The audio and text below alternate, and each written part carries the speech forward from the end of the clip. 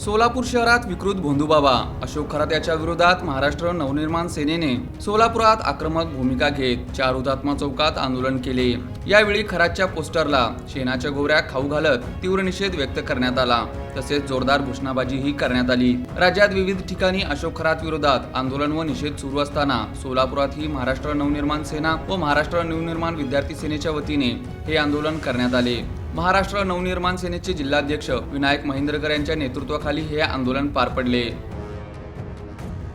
नीच विकृत माणसानं महाराष्ट्रामधल्या अनेक महिलांचं जे शोषण केलेलं आहे, हा प्रकार नुकताच उघड झालेला आहे आणि यामध्ये अनेक राजकीय नेते सुद्धा त्या ठिकाणी त्याचे आशीर्वाद घेण्यासाठी त्या भोंदूबाबाच्या दरबारामध्ये हजेरी लावलेले फोटो या ठिकाणी व्हायरल झालेले आहेत।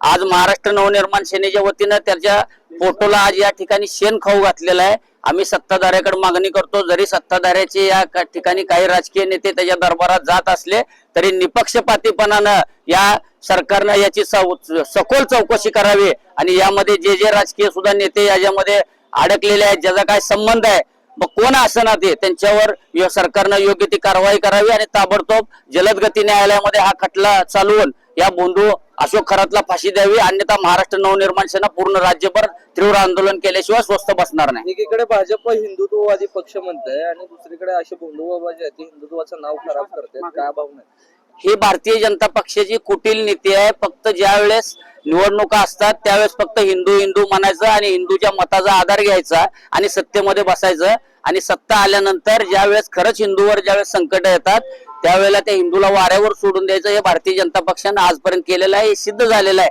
आणि आता भारतीय जनता पक्षाला सुद्धा काही जे खरे हिंदुत्ववादी नेते आहेत त्यांनी याचा विचार करावा।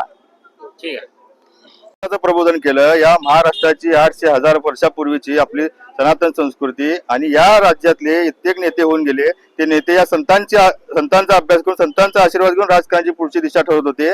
तर आज अशी शोकांतिका महाराष्ट्रावर आली आहे की कुठल्या तरी या भोंदूबाबाच्या या सरक्या मनोवृत्तीच्या लोकांचं मार्गदर्शन घेऊन, त्या लोकांची कुठली तर अघोरी विद्या घेऊन आज हे सत्ताधारी त्या पावलावर पाऊल ठेवून या महाराष्ट्र हाकत आहेत। असली आज परिस्थिती महाराष्ट्रावर आली आहे। त्यामुळे आज महाराष्ट्र नवनिर्माण सेनेकडनं आम्ही आज ठाम मागणी करत आहोत की जर खरातला फाशी नाही झाली, त्या खरातला तर आज शेण खाऊ घातलेला आहे, पण याच्या पुढे जलदगती न्यायालयातून जर खरातला फाशी नाही झाली तर या सत्ताधाऱ्यांना सुद्धा शेण खाऊ घातल्याशिवाय आम्ही शांत बसणार नाही। ही महाराष्ट्र नवनिर्माण सेनेच्या आग्रही मागणी आम्ही करत आहोत। ओके, चालेल।